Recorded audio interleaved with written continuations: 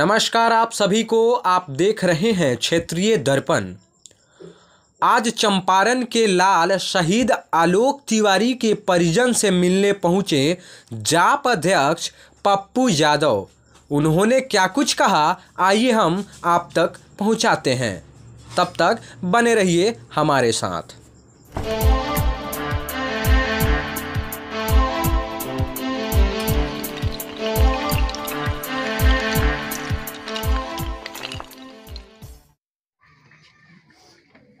जो लोग इसमें इन्वॉल्व होंगे शराब मुद्दे से अलग, मेरा उनसे एक साधारण आदमी और मजदूर का यही आग्रह है, मामला कोई हो, मर्डर तो हुआ है ना, हत्या तो हत्या है ना, और जिनका नाम दिया है वो हत्यारा तो है ना, उनको फांसी मिलनी चाहिए ना।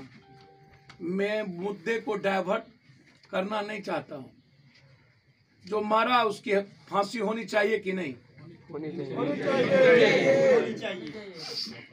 चाहे वो शराब के कारण मारा हो, चाहे दबंगी के कारण मारा हो।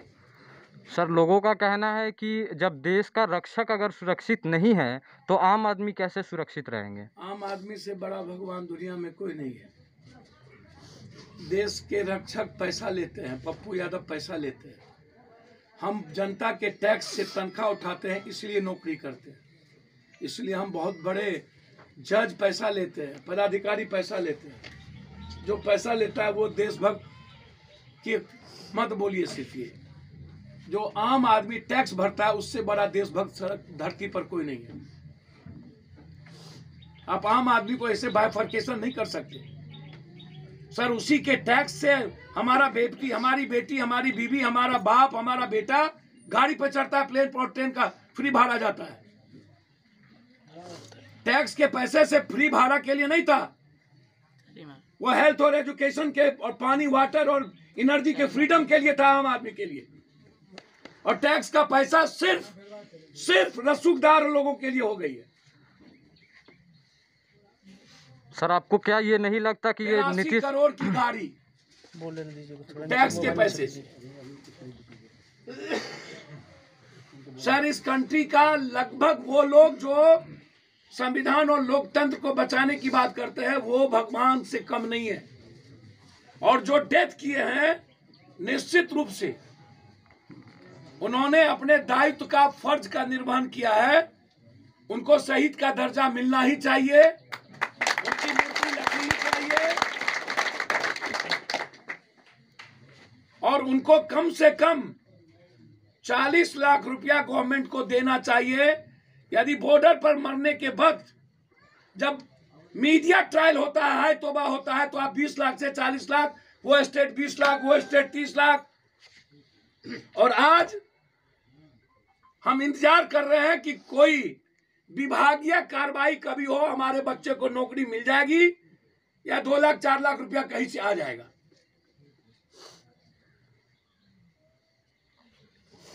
हम गवर्नमेंट को पत्र लिखेंगे और हम मांग करेंगे कि कम से कम अन्य सैनिक को जितना गवर्नमेंट ने तय किया है मानक, उतना पैसा इस परिवार को मिलना चाहिए, उस परिवार के निर्वहन के लिए। तब तक जब तक कि उस छोटे बच्चों की सही ढंग से शिक्षा दीक्षा नहीं हो जाती है और फिर फौज में अपने पिता के आधार पर उनकी नौकरी नहीं हो जाती।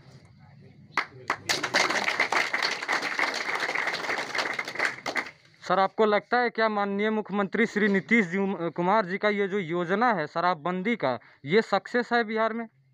महात्मा गांधी पैदा हुए गुजरात में, उसी मॉडल को ले आई। रम पीने और शराब पीने का शौक सब बड़के लोगों को है। कपड़ा खोले महात्मा गांधी पलेजा घाट में, तो महात्मा गांधी सिर्फ बिहार के लिए पैदा हुए हैं कि देश और दुनिया में सब जगह ये कानून लागू होगा। जब नेशनल इंटरनेशनल शराब की बिक्री चली रही है और सभी स्टेट में फैक्ट्री है, तो आप जो एक जीत पर अड़े हुए हैं कि हम जो बोल दिए वही मुख्य कानून है, मेरे ख्याल से हमेशा एक गुंजाइश रहती है किसी भी कानून की रिव्यू करने की। पता नहीं नीतीश कुमार जी 76 साल में कोई गुंजाइश क्यों नहीं रखे हैं, मुझको नहीं पता। मैं को नहीं जानकारी, लेकिन मैं जरूर कहूंगा कि नीतीश कुमार जी को एक बार रिव्यू करनी चाहिए। यदि शराब इतना ही उनके लिए कानून एकदम मान लिए हैं, तो सबसे पहले आप चुनावी प्रक्रिया को आप चेंज करिए। जो लोग चुनाव लड़ेंगे उनका पूरा का पूरा ब्लड सैंपल जांच हो। जो शराब और ड्रग्स पीता हो उसको वार्ड सदस्य से लेके एमपी तक का चुनाव लड़ने से वंचित कर दिया। बिल्कुल।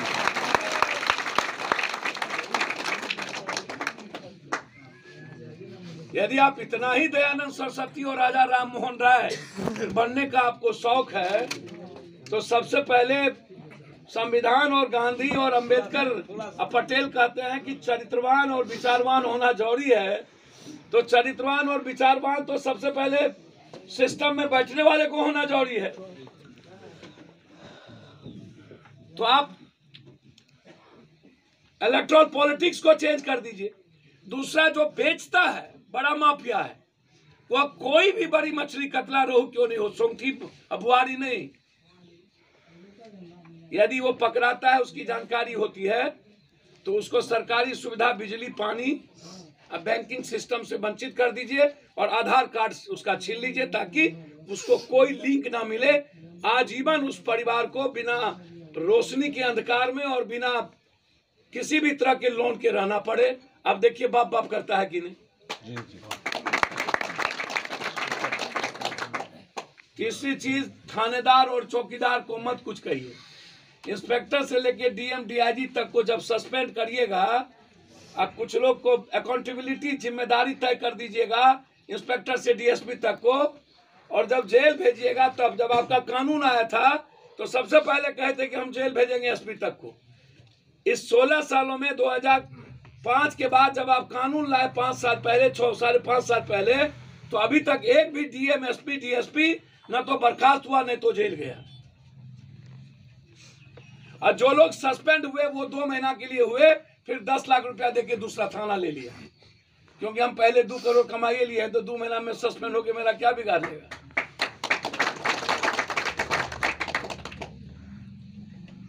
तो शराब आज कोड बन चुका है बिहार के माफियाओं के द्वारा, पॉलिटिशियन और पदाधिकारी के द्वारा।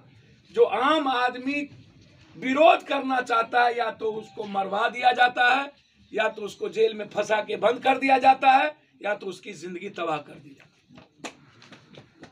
इसीलिए आम आदमी शराब का विरोध करना बंद कर। परिजन उसको डर है कि शराब माफिया मरवा देगा या थानेदार से फंसवा देगा। इसीलिए कोई भी आदमी इस ताकतवर लोगों से नहीं लड़ना चाहता। हमने एसपी से डीएसपी से बातचीत की, एक हमने कहा एसआईटी जांच करके टास्क फोर्स गठित करिए। आकाश गिर गया कि धरती,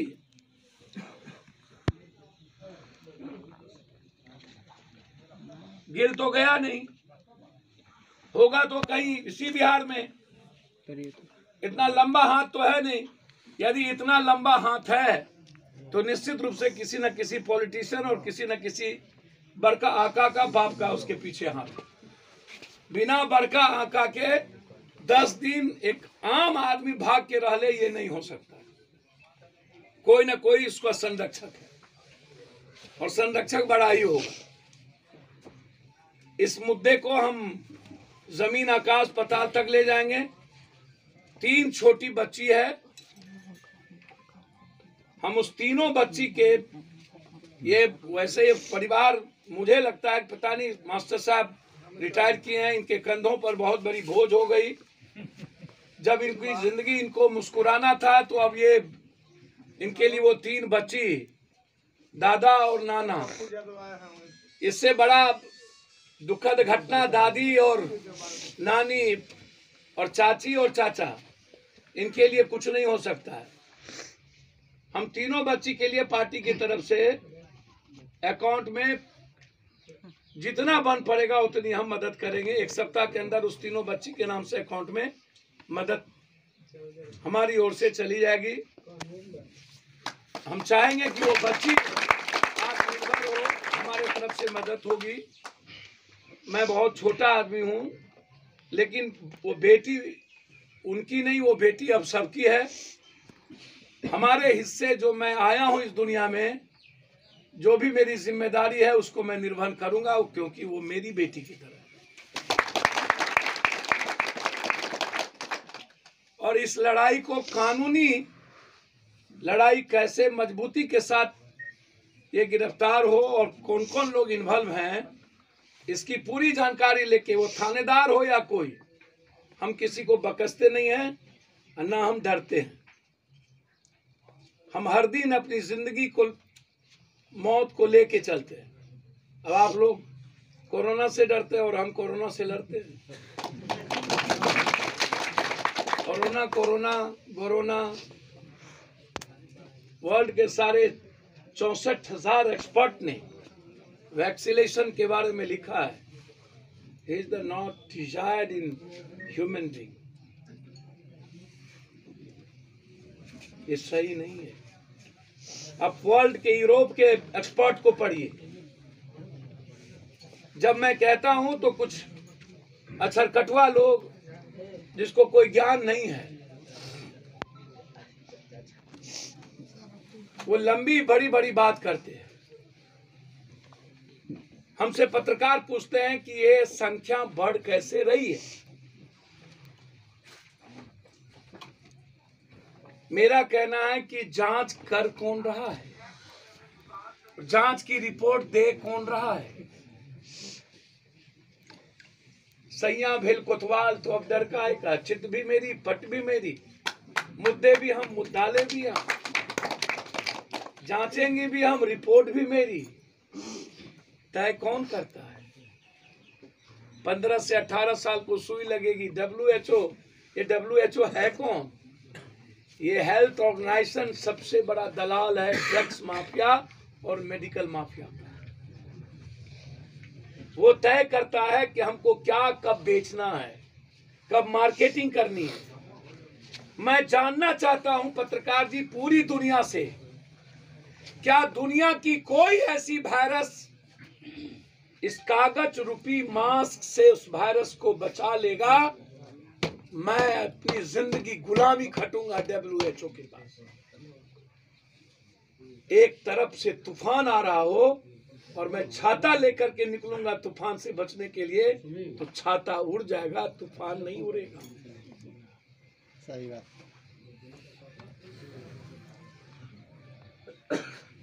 ये हमें पढ़ाएगा। A+B, रट्टू माल और रिपोर्ट लोग पढ़ाएंगे हमको। मैं 3 कोरोना देखा। पहली कोरोना लगभग लोगों के हाथ से मैंने पैसे दिए, दिल्ली से लेकर के पैदल चल के। दूसरा शमशान में मेरी जिंदगी बीती। तीसरा कोरोना फिर सर, डेंगू आया था, एड्स आया था, टीबी आई थी, तब आप डर रहे थे कि नहीं टीबी से भी नहीं बचेंगे। फ्लू आया था, चिकनगुनिया आई थी, कैंसर आया था कि नहीं। कौन ऐसी बीमारी है जिसने हमको डराया नहीं और हमारी आज जिंदगी नहीं बन गई हो? फिर हम इससे क्यों डरा रहे? ये पॉलिटिशियन और पदाधिकारी ट्वीट करता है मैं पॉजिटिव हो गया हूं, इन लोगों को एड्स होता तो ट्वीट करते कि हमको एड्स हो गया।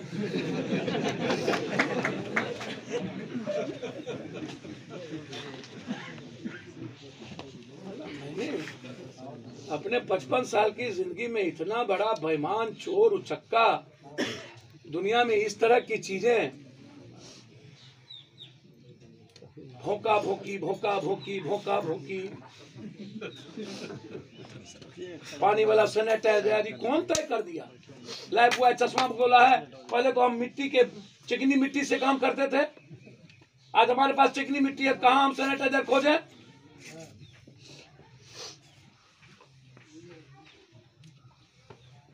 प्लेन में 3 छोटका छोटका सीट बैठा देगा, मुंह में कहेगा जा भी लगा ले। जानवरों खुश है कि हम लोग को जा भी लगाया था, बेटा अभी लोग जा भी लगा। थोड़ा चाबी लगा लो। जब आधा घंटा के बाद प्लेन उड़ेगा तो बोलेगा चाबी खोल लो। क्या करना है? तो नाश्ता खाना है। तो नाश्ते खाने वक्त कोरोना भाग जाता है, उसके बाद फिर चाबी लगा लो, कोरोना आ जाता है। हमको तो भैया समझ से बाहर है पत्रकार जी आप लोगों का।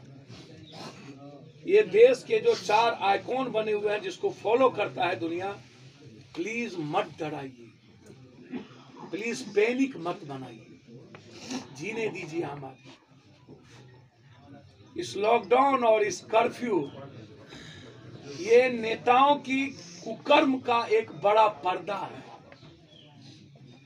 जनवरी में ही कोरोना दिसंबर में आता है और फरवरी में बजट आता है और सब बजट का पैसा कोरोना में डूब जाता है और उस बजट का पैसा फिर नेता और पदाधिकारी के बीवी बाल बच्चे के लिए माले माल हो जाता है।